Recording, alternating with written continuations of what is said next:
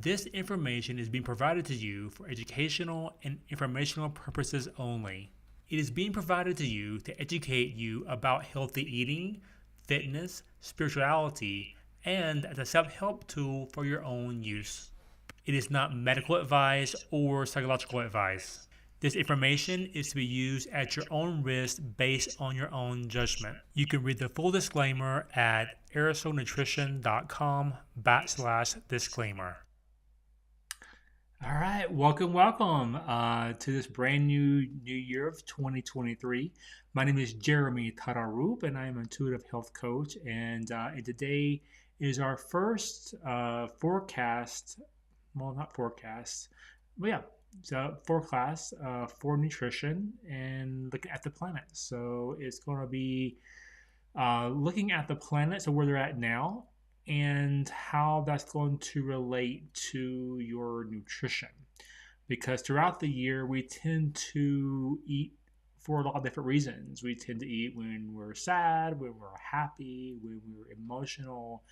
And so we eat differently throughout the year. And we may not be aware of the actual underlying energies that might be affecting how we're eating. And so this kind of forecast is to really to look at the week ahead and to see, well, maybe what to kind of look out there for, and maybe what might be influence you on a planetary level.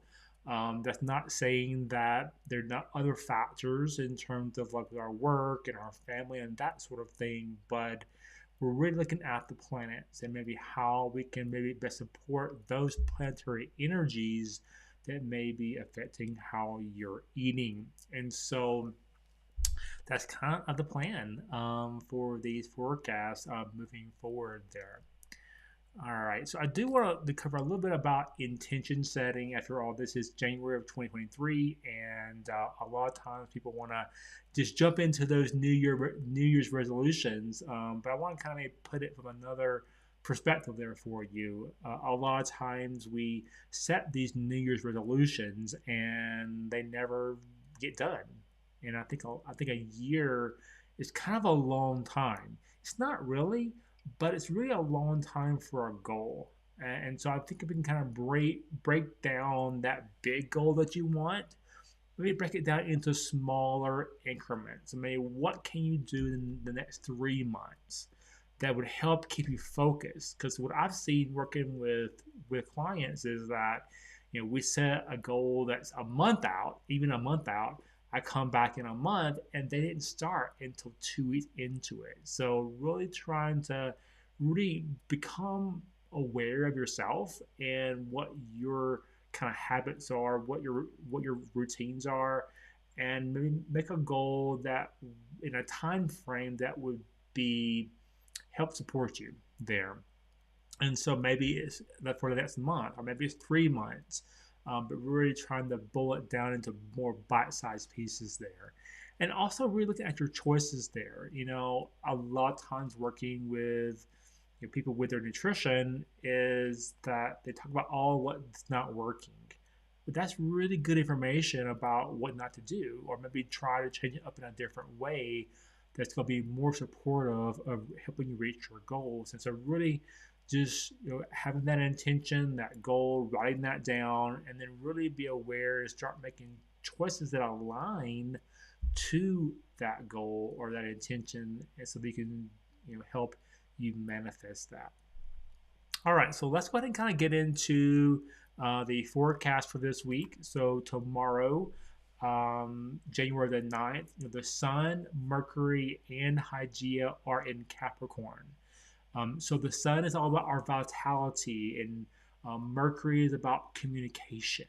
Not just with our mouth, but also how our bodies communicate, and usually that's through our nerves there. Hygeia is an asteroid, but she is symbolic of our health there and hygiene. Hence hygiene, Hygeia there. And so right now, Mercury is in retrograde. And so when Mercury is in retrograde, you maybe not have as good a communication. And with people, but also maybe in our bodies there too. So really trying to support our body with the nutrients it's going to need to communicate. And so a lot of times, with that, with energy, our B vitamins there is going to be very supportive of energy, but also in terms of our mental health there, and also communication with our neurotransmitters, which helps make our neurotransmitters with the B vitamins there. And also calcium. Capricorn is it's about really grounding our goals into reality. So, and the sun is representative of us, ourselves, and really a good time to ground those goals into reality. But in our body, Capricorn represents the bones, and so we really want to support that with calcium there. Okay, and let's go into the foods that have calcium and our B vitamins. I chose B1 thiamine, which for mercury there, and we could put all of the B vitamins on there, but it's going to be really a lot of a really long list. But also keep in mind that when we look at these other foods, they have just not just B1 in them; they have other B vitamins there too. So they're high in B vitamins. And also carbohydrate there too, because beans, barley, oats, lentils, peas are good source of fiber um, and carbohydrate, and also B vitamins, which help support our energy levels, our neurotransmitter synthesis there, making neurotransmitters, which help make us feel good there, and especially, whenever we in this time of year during the winter time, sometimes we can be a little bit, that seasonal affective disorder, that sort of thing. So really getting in those good B vitamins. It's also a good time of year to kind of have those warm, nourishing foods, especially like with beans and lentils and peas and that sort of, and oats. They're hot, they're warm, they're nourishing there to really help support us there. Calcium, if you can also get that from dairy products, milk and cheese. Really choosing some of the lower fat versions of those options. If you don't have, if you can't have dairy, or if you are vegetarian or vegan, there you can do other non dairy options, but choosing ones that are fortified with calcium. Not all non-dairy beverages or meals are the same. I think I have two that I buy at Costco, and one has 2% calcium, and the other one has 45% calcium for the same cup. So it's just really trying to get enough calcium, but not too much, because if you have too much calcium, then that can lead to kidney stones. So it's really about trying to find balance there.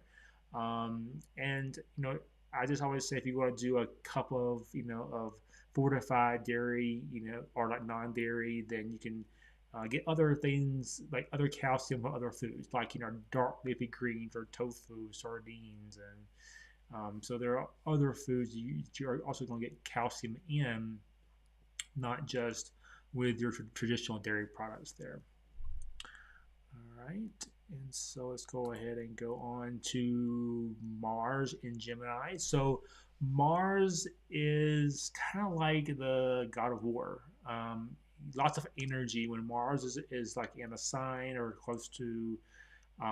It can be really energetic. And Mars right now is in retrograde, meaning he's going to have less energy this time.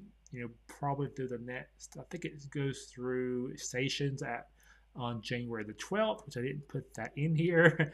I had it in there earlier, but on January 12th is when Mars stations, meaning it's not going backwards. And then on January the 14th is when it starts to move forward. So what you need to know about this is that, in the next couple of days or so, Mars is going to start going forward, which you should be more energizing, invigorating. But also, Mars governs inflammation there too. And so, really looking out for inflammation of the lungs, the hands, the shoulders, and nerves, that sort of thing. Because Gemini is all about communication there too, and rules these body parts. And so we get some of the same vitamins as before whenever we want to support Mercury with vitamin B1 and calcium, but also we're going to add in some magnesium. Magnesium can be very relaxing, especially getting um, as far as our nerves there. It can help with sleep. It can help, just kind of overall, just kind of calm us down there. We're not so jittery and anxiety or even more angry there too. It's not going to be like a drug to where it's going to like knock you out. So you definitely have to have some awareness of your emotional state there, but sometimes this can really help be supportive there. And because Mars is going to start, moving forward again, we definitely want to support anti-inflammatory foods, which are in like our essential fatty acids. That's that EFA there on the slide there. And two, when we think about with Mars is all about movement there too, and so really trying to get out and be active as you can, whether it's physical activity, getting in those steps, or even exercise of some sort, doing what you can do as tolerated. And so, generally, for good health, we want to try to increase that physical activity to 150 minutes a week. That's kind of the minimum goal that we want. But keep in mind, you start where you are. If you can only do 5 or 10 minutes at a time right now, that's fine. You can do it more than once a day. You don't have to be all at one time, and also you work your way up there to that 150 minutes there for good health there. All right, let me kind of go ahead and go into this next here. So I'm not going to put up the vitamin B1 and calcium again. You already had that from the previous slide. So we're going to add in some magnesium and essential fatty acids. And so if you kind of notice, this kind of has a theme here with magnesium being with beans and dark leafy greens and seeds and that sort of thing. And so as I said before, having these good nutrient dense foods is going to have a lot more than one vitamin in it, and so we can get a lot of of our vitamins and minerals from these good foods. And so really trying to add in some of those beans and seeds and leafy greens there. And also with the omega-3s and omega-6s, those are considered essential fats, meaning our bodies cannot make them. So you have to get them into the diet. I would say stress more the omega 3s. I think omega 6s, at least here in the US, is pretty much, we don't really have a deficiency of that. We get a lot of omega 6s, even in our meats. If you look at, grass fed meat versus more of the conventional grain, corn fed, soy meats there, they're going to have a higher ratio of omega 6s there in the meats versus omega 3s than if they're more grass fed there. So it's just, I really think we get a lot of omega 6s in our diet. And we really need to focus on omega 3s, which are anti inflammatory. And so you can kind of get those through like our fatty fish, like our sardines, our salmon, our tuna, our nuts and seeds and walnuts and avocados and things like that. So really trying to get in those omega 3s there to be supportive of being anti-inflammatory there as well. All right, and then let's go ahead. So overall, we really want to focus on getting rid of inflammation there, and a lot of this is just adding more plants to your diet. Adding more beans and nuts and seeds, and adding in some more dark leafy greens. And it doesn't mean that you can't have meat. I think meat can be a good option there if you like eating meat. It's not required, but just if you are eating meat, choosing some of the leaner options there, which is and getting more of your fats from your plant-based fats there, like your nuts and seeds and oils and that sort of thing, rather than the fat that's on the meats there. And also just really trying to commit to physical activity. As I said, Mars is going to be kind of moving forward here in the next few days. Really trying to get moving to help dissipate some of that energy, that inflammation that may be present there. So really trying to exercise or be physically active as much as you can, as tolerated. And of course, as always, as a good general rule, of avoiding excess sugar. That doesn't mean that cutting out all carbohydrates. So as I said, we've added in beans and oats and things like that before, as far as those could be vitamins. But really trying to cut out the excess sugar, of the processed sugars. That I completely agree with. Cut it all out if you can there, and of course, avoiding excess fats there as well. So our greens, berries, lean meats, or plant proteins are also some good options there. All right. So if you would like to have some more support there, I do have some energy boosting recipes at my website. You can kind of go there now, sign up, and I'll send those there to you.